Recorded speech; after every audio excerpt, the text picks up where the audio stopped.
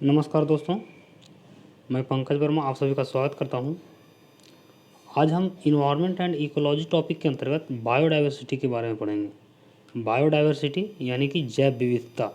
जैव विविधता क्या है, हम इसके बारे में अब अगले 2-4 वीडियो जो है इसी पे बनेंगे और इसके संदर्भ में हम बात करेंगे।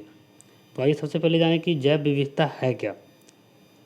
तो जैव विविधता जो है किसी क्षेत्र में प्राप्त जीवों, प्रजातियों तथा पारिस्थितिकी तंत्रों की संयुक्त संख्या को जैव विविधता कहते हैं। ध्यान से समझिए इस चीज़ को। किसी क्षेत्र में प्राप्त जीवों, प्रजातियों तथा पारिस्थितिकी तंत्र की संयुक्त संख्या को जैव विविधता कहते हैं। इसमें मुख्यतः शामिल किसको किसको किया जाता है, तो पादप को शामिल किया जाता है, सूक्ष्म जीव को शामिल किया जाता है और जंतुओं को शामिल किया जाता है। सूक्ष्म जीवों में अगर हम मुख्य तौर पे बात करें तो उन अपघटकों को शामिल किया जाता है, जैसे कवक हो गया, बैक्टीरिया हो गया, तो इन चीज़ों को शामिल किया जाता है इसमें। अब आगे हम बात करें इसमें कि जैव विविधता शब्द का प्रयोग जो है सर्वप्रथम किसने किया, तो थे वाल्टर जी रोजन। सर्वप्रथम जैव विविधता शब्द का प्रयोग जो है वाल्टर जी रोजन ने किया था। अब हम आगे बात करते हैं कि जैव विविधता के प्रकार क्या क्या हैं, यानी किस किस प्रकार के जैव विविधता होते हैं। तो उसमें पहला है प्रजातीय जैव विविधता, आनुवंशिक विविधता और पारिस्थितिक तंत्र विविधता। अब देखिए बारी बारी से तीनों को समझिए कि तीनों में डिफरेंस क्या क्या है, क्या क्या कुछ तकनीकियाँ अंतर हैं, है ना। तो प्रजातीय विविधता का मतलब क्या होगा, किसी पारिस्थितिक तंत्र में उपस्थित पादप और जंतु प्रजातियों की विभिन्न किस्मों से संबंधित। जैसे आप मान लिया जाए कि आप गाय के ही देखे होंगे, तो गाय के कई प्रकार की नस्लें होती है कि नहीं, तो उसको हम कहते हैं प्रजातीय विविधता। किसी पारिस्थितिक तंत्र में उपस्थित पादप और जंतुओं के विभिन्न किस्मों से जो संबंधित होते हैं उसको हम कहते हैं प्रजातीय विविधता। आनुवंशिक विविधता की हम बात करें तो जीन की विविधता है। आनुवंशिक विविधता करने का मतलब है कि जीन की विविधता। जैसे भारत में हम कहेंगे चावल, लौकी, केले, ये सब की कई प्रकार की जो है किस्में होती है और इसमें सबसे बड़ा रोल किसका होता है, जीन का। जैसे आज बहुत सारा जो हाइब्रिड बीज आप सुनते होंगे, है कि नहीं। हमारी ज़रूरतों को, हमारी डिमांड को पूरा करने के लिए, है ना, हम हाइब्रिड बीज का संस्करण करते हैं और उसको उगा रहे हैं। जैसे हम टमाटर, लौकी, ये सब चीज़ों को उगा रहे हैं, तो ये सब एक तरह से हम कह सकते हैं कि आनुवंशिक विविधता है वो, है कि नहीं। हमारा उत्पादन उस माध्यम से जो है हम अपने उत्पादन को बढ़ा रहे हैं। आप सुने होंगे कोई चावल का कुछ वैसे किस्में हैं जो 1 कट्ठा में 5 मन होता है। पहले वही चावल, मैंने कहने का मतलब है कि हमारे पास ऐसा तकनीक नहीं था, इस प्रकार की विविधता नहीं थी, तो हमारे पास ये पहले जहाँ 1 मन होता था वो आज 5 मन हो रहा है। तो ऐसे ऐसे जो है इसको हम कहेंगे आनुवंशिक विविधता। कुछ वैसे चावल की किस्में हैं जो कम पानी में भी जो है हो रहा है, उसको पानी की आवश्यकता उतना नहीं है, जितना गेहूं को पानी की आवश्यकता होती है उतना चावल की पानी की आवश्यकता होती है, उसमें चावल उग जाता है। तो ये सब जो भी है इसको हम आनुवंशिक विविधता कहेंगे। इसके बाद हम बात करते हैं पारिस्थितिक तंत्र की विविधता के बारे में। तो ये है किसी भी भू क्षेत्र में पाई जाने वाली जो विविधता होती है। जैसे हम एक देखिए पारिस्थितिक तंत्र की विविधता की बात करेंगे तो इसमें इसे हर तरह के पारिस्थितिक तंत्र हैं। जैसे कहीं पे जलीय पारिस्थितिक तंत्र है, कहीं पे पर्वतीय पारिस्थितिक तंत्र है, कहीं पे मरुस्थलीय पारिस्थितिक तंत्र है। तो जो पारिस्थितिक तंत्र की भी जो विविधता है तो भी एक अपने आप में जो है जैव विविधता का उदाहरण है। जैसे भारत में पश्चिमी घाट वाले क्षेत्र की जो विविधता है वो किसके अंतर्गत आएगा, वो पारिस्थितिक तंत्र की विविधता के अंतर्गत वो शामिल किया जाएगा। तो ये चीज़ें हम उम्मीद करते हैं कि आप ये चीज़ों को समझ पाए होंगे। तकनीकी अंतर जो प्रजातीय विविधता, आनुवंशिक विविधता और पारिस्थितिक तंत्र की जो विविधता है उसमें डिफरेंस समझ पाए होंगे। अब हम एक इम्पॉर्टेंट फैक्ट इसमें आपको जानना बहुत ज़रूरी है। देखिए ये सब इससे क्वेश्चन जो है ना, भले आपको जो वनडे एग्ज़ाम होगा उसमें मतलब कहने का मतलब है कि कम टाइप के क्वेश्चन पूछे जाएंगे, लेकिन इसके जो उदाहरण वगैरह आएंगे उससे क्वेश्चन पूछे जाते हैं, है ना। और आपका एक तरह से बेस है, आज का जो वीडियो है वो जैव विविधता का एक तरह से बेस है। आने वाले जो इस पर आगे जो वीडियो होंगे वो काफ़ी इंपॉर्टेंट होंगे, जो आपको वनडे एग्ज़ाम के लिए भी जो है काफ़ी मतलब इम्पॉर्टेंट होंगे। लेकिन हाँ ये है कि इसमें जो वर्ड आज यूज कर रहे हैं हम उसमें सब आगे यूज होगा, तो आपको समझ में आना चाहिए कि हम कौन कौन से जैसे हम स्थानिक प्रजाति की बात करेंगे, है ना, संकेतक प्रजाति की बात करेंगे, तो आपको समझ में आना चाहिए कि इसका मतलब क्या होता है। तो पारिस्थितिक तंत्र के अंतर्गत जो है पाई जाने वाली जो प्रजातियाँ होती है उसको हम 4 वर्गों में बांटते हैं, यानी 4 वर्गों में उसको बांटा गया है उन प्रजातियों को।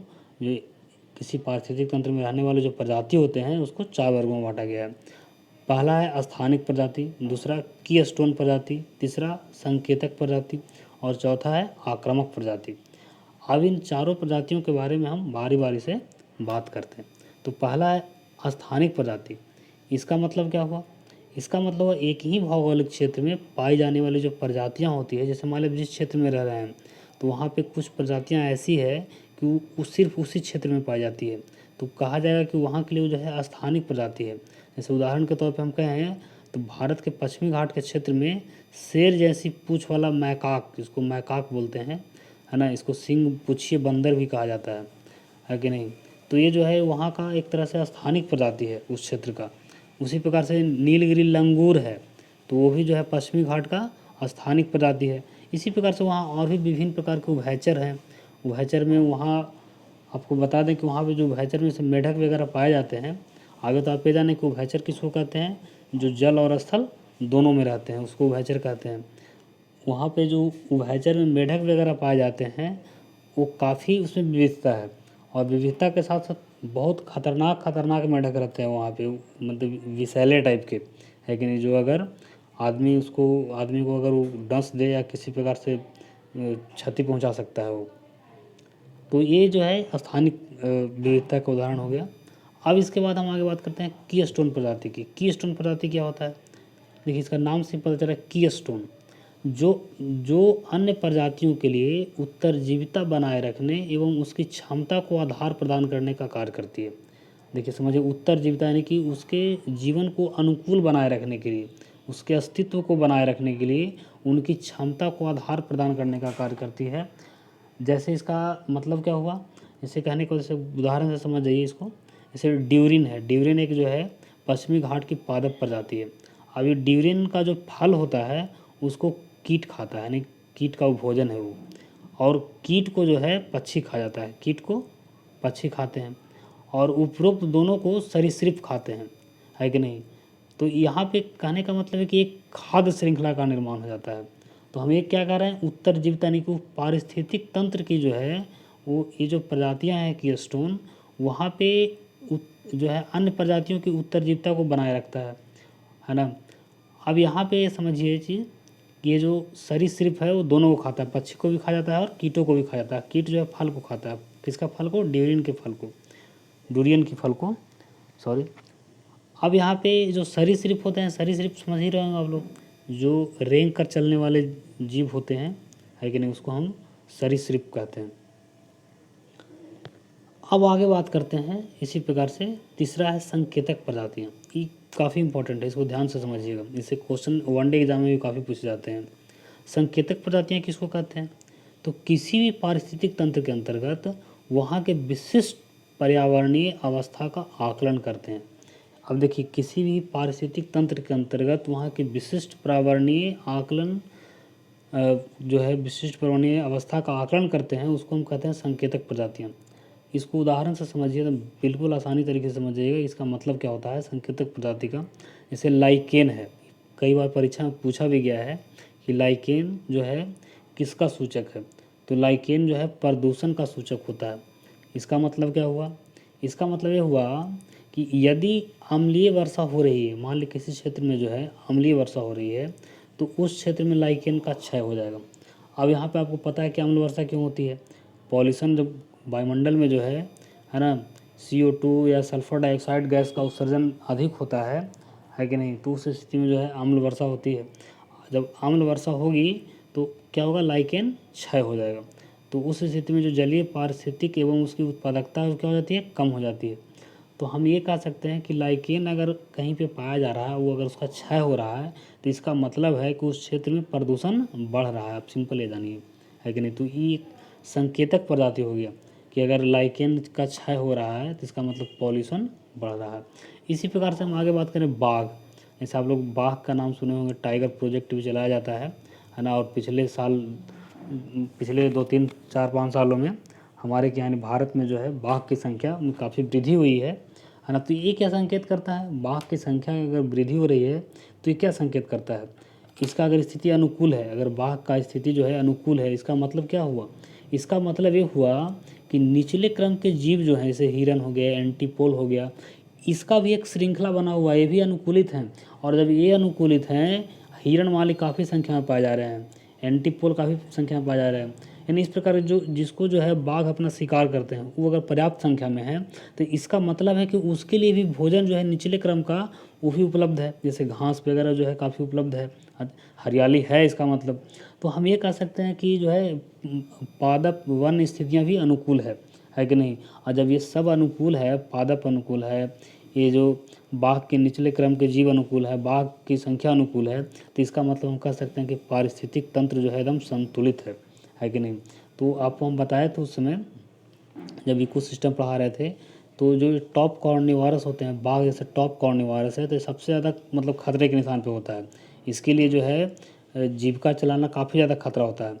और ये खतरा कब नहीं होगा? जब हम पारिस्थितिक तंत्र को संतुलित रखेंगे, है कि नहीं? जैसे हमारे पास पादप वन स्थितियाँ भी अनुकूल है, तो उसके ऊपर जो जो उसको खाते हैं, है ना, हिरण वगैरह भी अगर अनुकूल संख्या में है, तो इसका मतलब ये भी अनुकूलित रहेंगे, ये भी ठीक ठाक स्थिति में रहेंगे, बाघ भी जो है ठीक स्थिति में रहेंगे। लेकिन कहीं भी एक चैन खराब होगा तो इसका सीधा इम्पैक्ट जो है इस पर पड़ेगा, इसकी संख्या में काफ़ी तेज़ी से गिरावट होगी। तो इसका मतलब ये समझ गए कि बाघ की स्थिति अनुकूल है, इसका मतलब पारिस्थितिक तंत्र जो है संतुलित है ना, तो इसलिए इसको संकेतक प्रजाति के रूप में वर्गीकृत किया जाता है।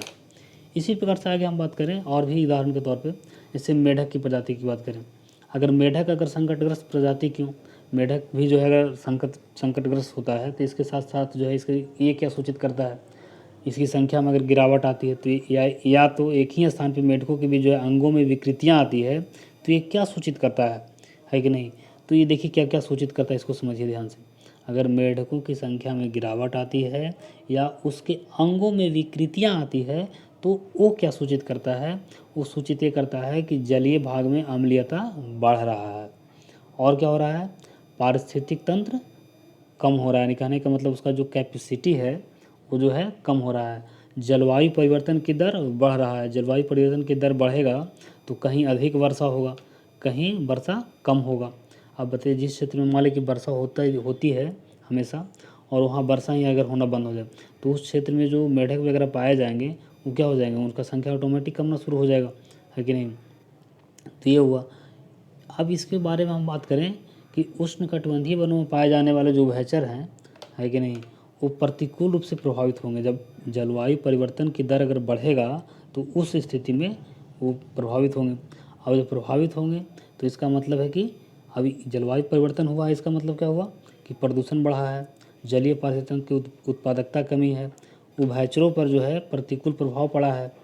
अब ऐसा जब होगा तो इसके साथ साथ संक्रामक बीमारियां भी बढ़ेगी। मतलब कहने का मतलब है कि हमारा पारिस्थितिक तंत्र में एक चैन खराब होता है तो उससे कई चीज़ें रिलेटेड होती है, और हम उसका जो है एक से एक नेगेटिव इम्पैक्ट जो है हम पे पड़ना शुरू हो जाता है ना। तो उस स्थिति में जो है संक्रामक बीमारियां बढ़ेगी, उभयचरों की जो निर्वहनीयता है वो क्या हो जाएगा, कम हो जाएगा। या तो फिर एक कारण ये भी हो सकता है कि अगर उस क्षेत्र में अगर आक्रामक प्रजातियां बढ़ गई हो, हम आगे बात करते हैं आक्रामक प्रजाति क्या होता है, अगर इसकी संख्या भी अगर बढ़ जाती है तो उस स्थिति में भी जो है हम कह सकते हैं कि जो स्थानीय जीव प्रजाति होते हैं उसका संख्या जो है कमना शुरू हो जाता है। अब आगे बात करते हैं आक्रामक प्रजाति के बारे में। आक्रामक प्रजाति क्या है, इसको समझिए। ये जो है कोई भी प्रजाति, अब प्रजाति में कौन कौन आता है, पादप, जंतु, जीवाणु, कवक, ये सब जब ऐसे क्षेत्र में प्रवेश करती है जो उसका मूल स्थान नहीं है, तब यह प्रजाति उस क्षेत्र में अपनी संख्या बढ़ाने के क्रम में स्थानीय प्रजातियों के लिए संकट की स्थिति उत्पन्न करती है। जैसे देखिए, आप देखे होंगे ना, या तो सुने होंगे, अगर आप ग्रामीण क्षेत्र से होंगे तो कई प्रकार के ऐसे घास की प्रजातियाँ होती है कि नहीं, जो उसका जब वहाँ उत्पादन होना शुरू हो जाता है उन घास की प्रजातियों का,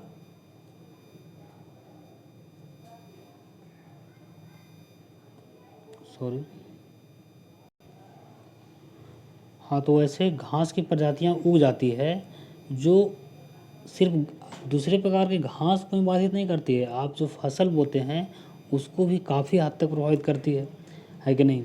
तो वैसी प्रजातियों को हम कहेंगे आक्रामक प्रजातियाँ। यानी कि जो वहाँ पे जो स्थानीय प्रजातियाँ पाई जाती थी उसको क्षति पहुँचाए, उसकी संख्या को काफ़ी प्रभावित करे। उसी प्रकार का एक उदाहरण है लैंटाना घास। ये लैंटाना घास जो है एक जंगली घास है कि नहीं। ये प्रोसोपिस जुल्फीफ्लोरा प्रजाति का एक पादप है। ये छोटे वृक्ष के आकार का पादप है कि नहीं। अगर जिस क्षेत्र में इसकी संख्या बढ़ती है वहाँ क्या होता है कि एनाफिलीज मच्छरों का आश्रय प्रदान करता है। ये जो घास है ना लैंटाना, ये एनाफिलीज मच्छरों को आश्रय प्रदान करता है। आपको पता है कि एनाफिलीज मच्छर जो है वो मलेरिया का वाहक है, तो उस प्रकार से मलेरिया संक्रमण जो है उस क्षेत्र में बढ़ता है। तो एक कारण तो ये हुआ कि ये मलेरिया से संक्रमण को बढ़ाया है घास। ऐसी और भी कई प्रजातियां हैं, जैसे मान लिया जाए कि आप ग्रामीण क्षेत्रों में भी ऐसा देखे होंगे कि एक उस टाइप का घास होता है, ऊपर से उजला उजला टाइप का फूल होता है उसमें। अगर उस प्रकार का घास भी जो है अगर बढ़ जाता है किसी क्षेत्र में, तो वहाँ पे जो अन्य प्रकार के जो घास की प्रजातियाँ उगती है उसको जो है वो बाधित कर देता है, उसको समाप्त करने की ओर चला जाता है वो। और उसके साथ साथ जो पैदा खेत में जो फसल लगाते हैं उसको भी बाधित करता है। तो ये आप समझ गए होंगे कि जो है आक्रामक प्रजातियाँ क्या होती है। उसका नाम ही समझने से, इसके नाम के सुनने से ही आप जो है समझ रहे होंगे आक्रामक प्रजाति, यानी कि ये जो है अन्य प्रजातियों को क्षति पहुंचाएगा ही। तो आज के वीडियो में इतना ही हम रखेंगे और अब अगले वीडियो में बात करेंगे और भी इससे जो संबंधित टॉपिक है। तो धन्यवाद।